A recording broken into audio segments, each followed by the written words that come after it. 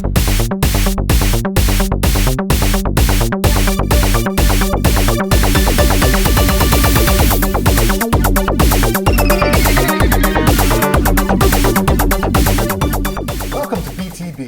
not only talk about business problems, we talk about business solutions. I'm BC. And I'm JL. And we're corporate facilitators for a company called SLN. We go into a lot of different COs and LLCs and listen to problems. We want to talk about those problems on this show and help you find some solutions. So, James. Yes, sir. What's your beef today? This may come as no surprise at all to you, Bob. Yes. My beef is acronyms. Corporate acronyms. Oh man, I wish I would have known that. Ironically, before I started, because I thought I tried to change things up a little. Yeah, but you know, if people don't know or haven't seen anything before, they're not going to know my name. They're not going to know the name of the show. Sorry about that. I feel terrible. I really do. Yeah, so acronyms. Acronyms. Really interesting topic. Acronyms. You know, when someone put this on our desk, it was interesting because we didn't really know how to handle this, right? Yeah. Mostly because I'm not really sure it's a problem, but it is a beef that people have. Like, my company has too many acronyms. Oh, many acronyms. Can't keep them all straight. All the acronyms. And it's always talked about in a negative way. Yeah. Almost like there's some evil person in the company that's churning out these acronyms.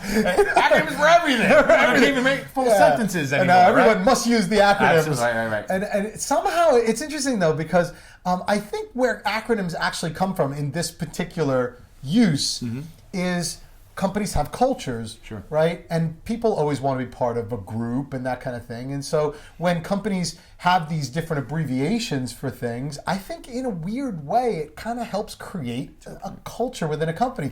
I know that when I knew my company's acronyms, you, in a strange way, feel part of the team, right? Yeah. But a lot of people seem to reject it and almost feel like, oh, there's too many, or there's something wrong with that, or we're so hokey for doing it. So it makes you wonder, is that because they don't actually want to be part of the team? I wonder, you know? You know, it's interesting. I've never thought about it that way, to be honest with you. I've never thought about but it's a great point, right? And it very well could be that's exactly what's happening. But there are some risks with these, right? So we've both been in huge organizations. So, you know, I used to hand out, when somebody new would join my team, I used to hand out pieces of paper but I think there was about 3 or 4 pages. Full of acronyms. Just acronyms. Just acronyms. Yeah. This is what they mean when they say this. But they use these 3 letters or 2 letters or whatnot, right? And the danger is somebody new coming in, because those acronyms are different through different organizations. They usually said, man, I understand what you're talking about. And sometimes they have no clue. They're like, one acronym in one organization means something totally something else. Then you're like blowing their mind. I've had that a lot. Or sometimes you use it with customers, they interpret it differently. Well, and that's another thing, right? Yeah. I'm glad you said the customer thing, because I work with a lot of different organizations, and because they all have their different, you know, acronyms, I'm in front of a room teaching a class, and they're throwing acronyms at me left and right. I got no idea what their acronyms mean. You know, and I sometimes like, can you tell me what that means? When you say ZRX, I don't know what you mean. FLAT. Right. That's flat. Oh. I don't know why that came up. Anyway, but I'm not sure where that even came from. I have no idea. But anyway, here's what the thing is. When you're talking about acronyms, and I think one of the first kind of solutions, if it really is a problem, is when we talk about presentation skills, and we've talked about that in other episodes as well, we have to make sure that people are not just throwing out acronyms and assuming that people know what they are. Even in your own company, and that's really important. You're giving a speech to other people in other functions, even your executives. Throw out these acronyms. They may not know what you mean. And most people are not going to admit it if they don't know the acronym. That's very true. And I think that might be where some of the soreness comes in, right? True. Is people throw these acronyms around. You can't not know what it is. Right, because then you're that guy. You're that guy. You're not going to raise your hand. You don't want to ask. I don't know what you're talking about. Because you know, even though when you do, usually 4 or 5 other people are like, oh, I didn't know what he was talking about either, right? But still, you don't want to do it, right? So I think really that's one of the things, is make sure that those acronyms are not a secret code that other people expected to know. I think that's right. There's another piece about acronyms, though, that I think on the positive side, many times acronyms are used to help people remember things. Absolutely. Right? Not just shorten things or abbreviate or be part of the team, but actually help people remember stuff. And I know when I was writing the book, I have this whole process of building strategic proficiencies, and their analysis, recollection, intuition, artistry.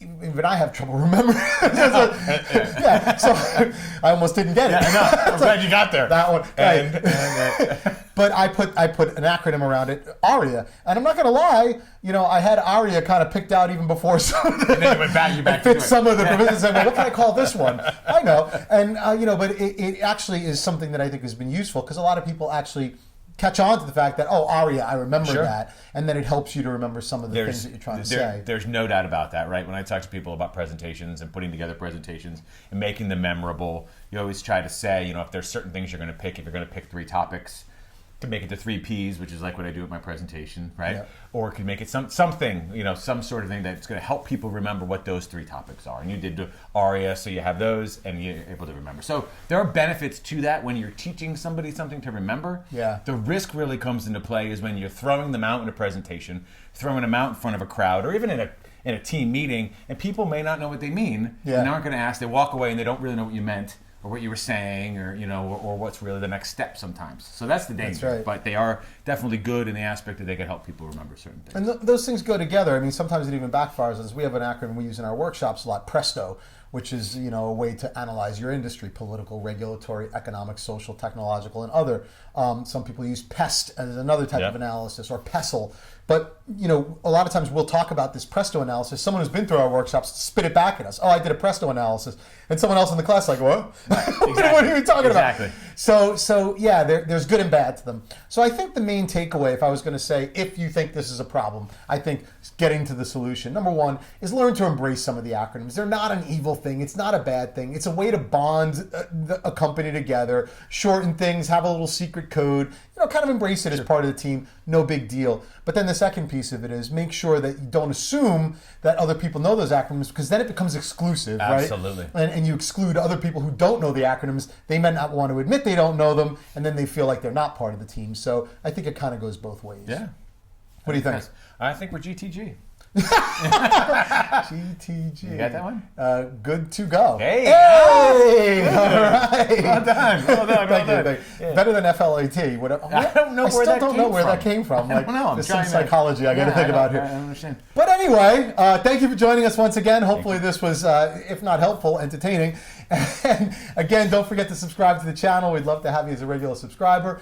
Leave in the comments anything you want to hear us talk about on a future episode. We'd love to hear from you. And once again, thank you for joining. Thank you.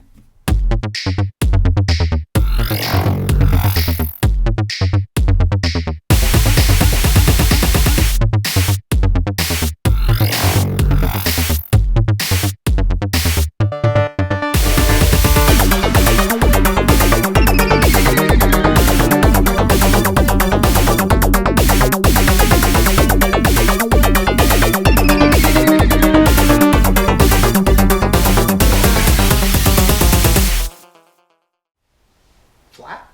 I don't know why I said flat. I don't know why I said flat or made such a big deal of it afterwards. More so.